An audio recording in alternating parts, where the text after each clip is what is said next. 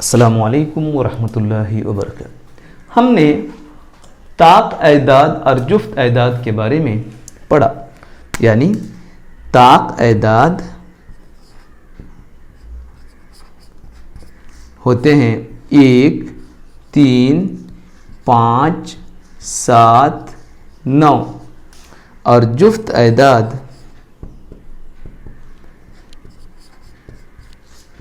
2, 4, 6, 8, 10। एक दो दो के गिरोह जिनके नहीं बन सकते वो ताक एदाद, और जिनके दो दो के गिरोह बनाए जा सकते हैं उनको जुफ्त एदाद कहते हैं। हमने ये पढ़ा। अब हम देखेंगे बड़े एदाद को किस तरह से मालूम करेंगे कि वो ताक हैं या जुफ्त हैं। ये बहुत ही आसान तरीका है। हमें ये बात याद रखनी चाहिए कि जिन एदाद की इकाई के मकाम पर ताक अदद आता है वो अदद ताक होता है, और जिन एदाद की इकाई के मकाम पर जुफ्त अदद आता है वो जुफ्त अदद होता है। दोबारा सुन लें, जिन एदाद की इकाई अगर इकाई के मकाम पर ताक अदद हो तो वो पूरा अदद भी ताक अदद होगा। अगर इकाई के मकाम पर जुफ्त अदद हो तो वो पूरा अदद भी जुफ्त होगा। अब हम देखेंगे कि ताक एदाद इकाई पर क्या क्या पाया जाता है। 1, 3, 5, 7, 9। किसी भी अदद की इकाई के मकाम पर ये 5 हिंद से आ गए, 1, 3, 5, 7, 9, तो ये पूरा अदद ताक होगा। और किसी भी अदद की इकाई के मकाम पर 0, 2, 4, 6, 8 ये हिंद से आ गए तो इनको जुफ्त एदाद कहेंगे। आप दोबारा गौर करके देखें, इकाई के मकाम पर 1, 3, 5, 7, 9 आने वाले तमाम एदाद ताक एदाद हैं, और इकाई के मकाम पर 0, 2, 4, 6, 8 आने वाले तमाम एदाद जुफ्त एदाद कहलाते हैं। आप इसको मज़ीद अच्छी तरह से याद रख सकते हैं। 2 के पहाड़े में आने वाले 2, 4, 6, 8 और 0 इकाई के मकाम पर आ जाए तो वो जुफ्त हैं। उसके अलावा 1, 3, 5, 7, 9 अगर इकाई के मकाम पर आ जाएं तो वो ताक एदाद कहलाएंगे। हम चंद और मिसालें लेकर इनको देखने की कोशिश करते हैं। इतने एदाद दिए गए हैं, हम ताक और जुफ्त को तलाश करेंगे। इसमें जुफ्त एदाद को नीले पेन से दायरा बनाऊंगा और ताक एदाद को हरे पेन से गलत डालूंगा। देखिए, ताक और जुफ्त हमें देखने के लिए सबसे पहले हमें सिर्फ एक ही मकाम देखना है, इकाई का मकाम, और इकाई हमारी दाहिनी तरफ होती है।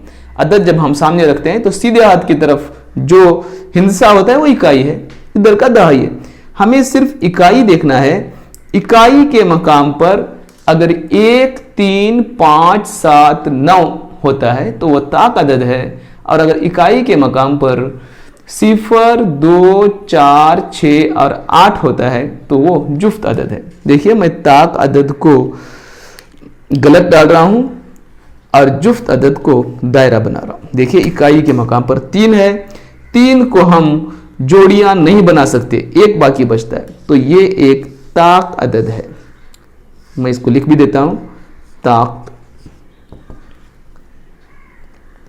और यहां देखिए, इकाई के मकाम पर 6 है, 6 की दो दो की जोड़ियां बना सकते हैं, इसलिए ये जुफ्त अदद है। मैं इसको दायरा बना रहा हूं और लिख भी रहा हूं, जुफ्त। इकाई के मकाम पर 0 है। हमने जाना कि इकाई के मकाम पर 0 रहने पर ये 2 के पहाड़े में आता है, 2, 4, 6, 8 और 10 भी आता है। इकाई के मकाम पर 0 भी आता है, इसलिए ये एक जुफ्त अदद होगा। इसकी दो दो की जोड़ियां बना सकते हैं। इसमें इकाई के मकाम पर देखिए, इकाई के मकाम पर 2 है और 2 एक जुफ्त अदद है, दो दो की जोड़ियां इसकी बना सकते हैं, इसलिए मैं इसको दायरा बना के इसको जुफ्त लिखूंगा।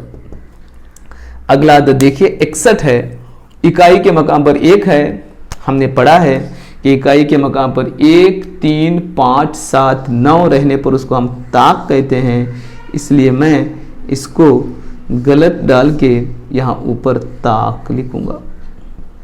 75 इकाई के मकाम पर 5 है, इसलिए 5 दो दो के गिरोह नहीं बना सकते, एक बाकी बचता है, इसलिए ये एक ताक अदद होगा, गलत डाल के मैं इसको ताक लिखूंगा।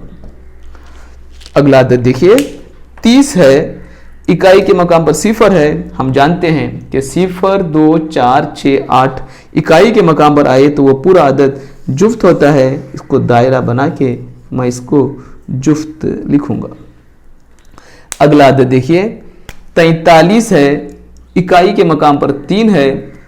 1, 3, 5, 7, 9 ये ताक अदाद होते हैं, इकाई के मकाम पर ताक आने पर ये पूरा अदद भी ताक हो जाएगा, मैं इसको गलत डाल के ताक लिख रहा हूं। अगला अदद देखिए 68 है, इकाई के मकाम पर 8 है और हम जानते हैं कि 0, 2, 4, 6, 8 ये जुफ्त अदाद होते हैं। किसी अदद की इकाई के मकाम पर जुफ्त अदद आने से वो पूरा अदद भी जुफ्त बन जाता है, इसलिए मैं इसको जुफ्त लिखूंगा। अस्सलामु अलैकुम व रहमतुल्लाहि व बरकातहू।